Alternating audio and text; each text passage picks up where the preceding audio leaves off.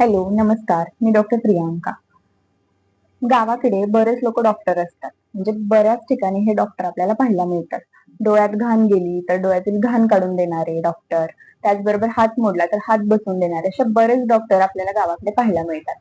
सांगायचा हेतू असा आहे, की काल एक पेशंट आला होता आणि तो म्हटला, त्याने माझ्या समोर एक 6 खडे आणून ठेवले आणि तो म्हटला, "मॅडम हे डोळ्यामध्ये खडे गेलेले आणि ते जिभेने काढले."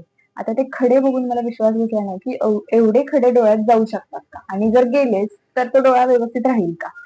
तर एवढे सांगितल्यानंतर ना बघितलं डोळा, तर तो पूर्ण लाल झालेला आणि डोळ्यातून खूप पाणी येत होतं. म्हणजे तो उघडायला पण तो त्रास देत होता डोळा.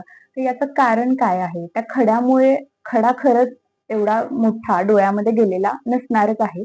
पण हा त्रास त्या डोळ्याला होतोय याचा अर्थ ते खड्यामुळे होतोय का? तर अजिबात नाही. तर त्या जिभेने तो खडा काढल्यामुळे हा त्रास त्याला जास्त झाला आणि कारण की आपल्या जिभेवरती छोटे-छोटे एक टेस्ट बड असतात आणि त्या टेस्ट बडमुळे असे म्हणजे हे काट्यासारखे असतात आणि तेच जर डोळ्यासारख्या नाजूक भागांवरती जर लावले तर त्याने डोळ्यांना त्रास होणार आहे.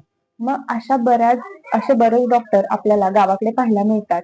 तर आता पूर्वी अशा गोष्टी होत होत्या कारण की पूर्वी सोयी-सुविधा नव्हत्या. त्यामुळे अशा गोष्टी सर्रास व्हायच्या.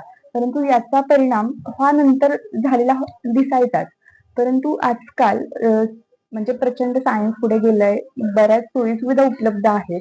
पण तरी सुद्धा बरेच लोक ह्या अशा गोष्टींना बळी पडतायत किंवा अशा गोष्टींकडे गांभीर्याने बघत नाहीयेत.